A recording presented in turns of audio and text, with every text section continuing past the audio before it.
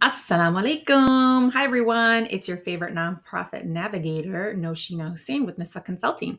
And today I want to talk to you about all the different kinds of responsibilities that board members need to have. And I see a lot of times people struggle with being a board member and how to best serve the nonprofit that they are a board member for. So today I'm going to actually talk a little bit about. What are a couple of things that you can do? And we're going to focus mostly on how to read the 990. So, as you all know, with Nissa Consulting, I'm here to help Muslim women nonprofit leaders build their capacity and strengthen their nonprofits infrastructure because, hey, we want to make the world a better place. And the way we can do it is if we have the right tools in place.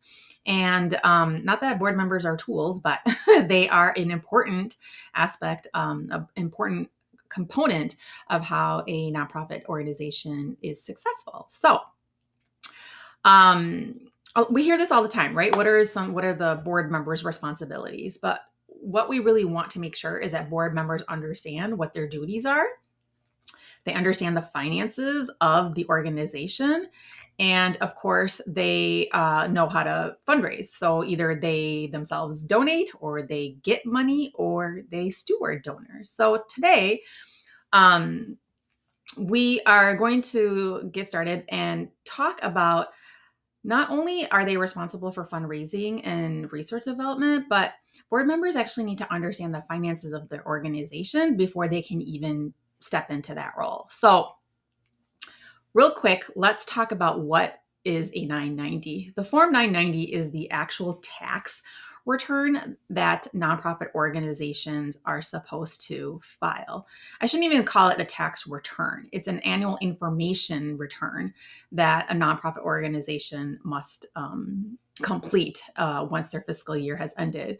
And so, who has to file? Any organization that has gross receipts greater than or equal to $200,000 or total assets that are greater than or equal to 500,000 at the end of the year.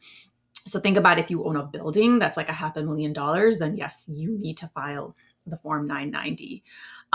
Especially if you have the 501c3 status, this is really important. If you don't file a 990, you can actually lose your 501c3 status. And so we have seen organizations lose that because they didn't file on time.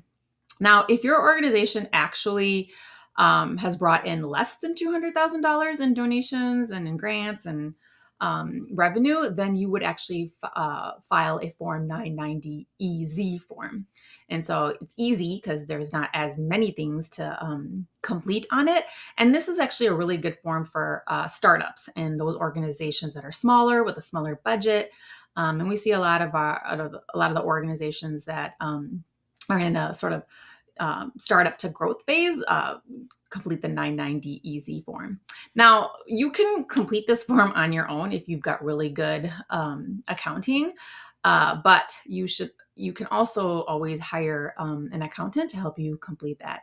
I know for some organizations, they have QuickBooks Online, and they are really good at maintaining all of their revenue and expenses. And so it's easy for them to sort of hit a button and get all of the information they need to file the 990. So if you are a board member and you are looking at your organization's 990, what should you be looking at? So for a 990 EZ form, for example, there are 4 parts that are really important to review. And the first part is the actual finances. So in part 1, you will see a section on revenue, like how much did this organization bring in terms of donations and grants and funding. And then second, you'll see expenses. How much did they spend over the course of the year? And the difference between revenue and expenses are their net assets, which is an important part of the 990 to understand.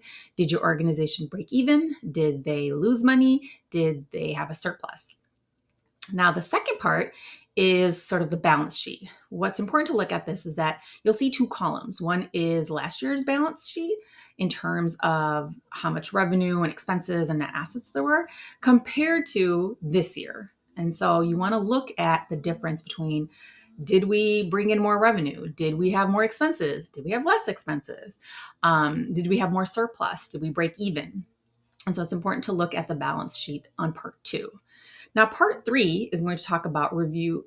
You'll review your program of the organization, the different types of programs, but it also should list out what are the accomplishments under those programs. So it's a quick look at making sure that those are the right programs that your organization is doing.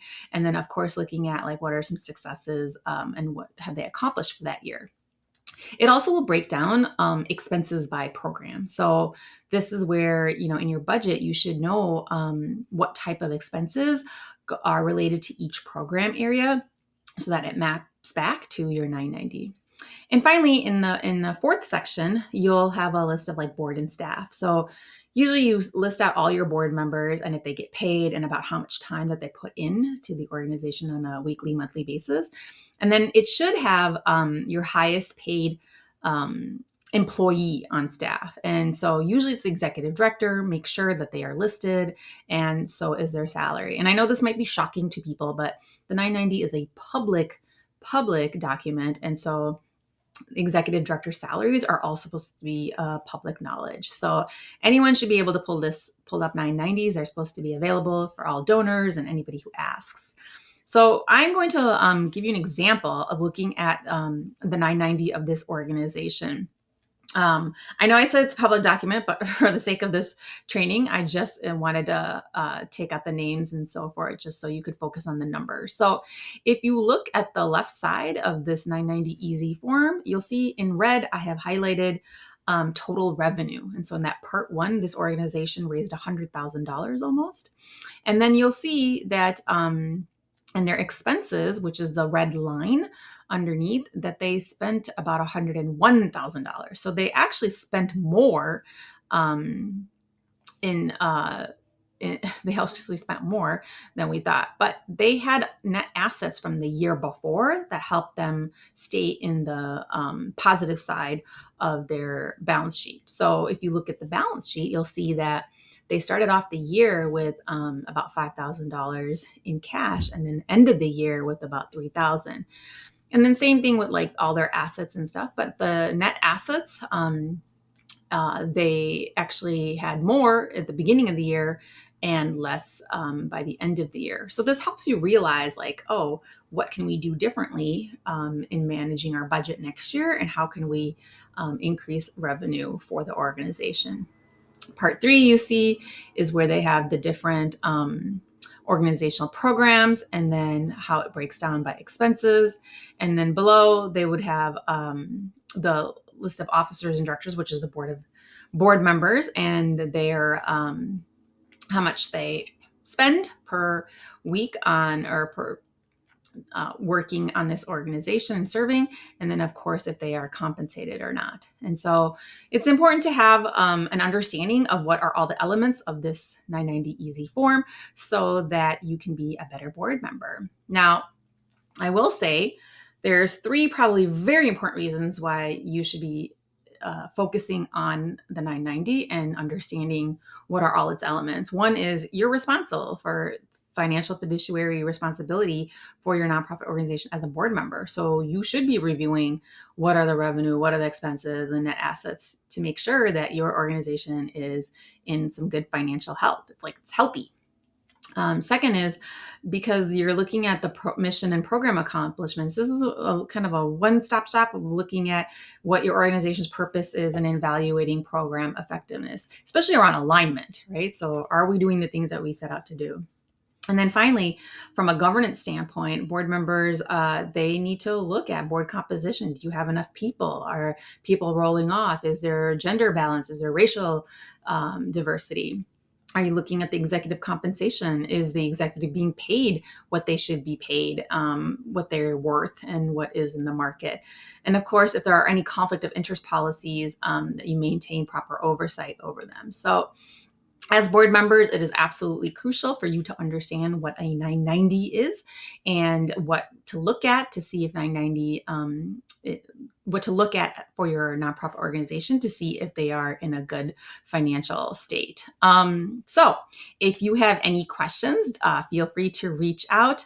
I am on LinkedIn. I have this YouTube channel. Make sure you subscribe. Also, sign up for email newsletters. I send them out often, and so it has good information that you can share with the rest of your team. But hopefully, you are just a little bit smarter today on what 990s are, and I hope you have a wonderful day. Reach out to me if you have any questions. Thanks, and take care. Salam.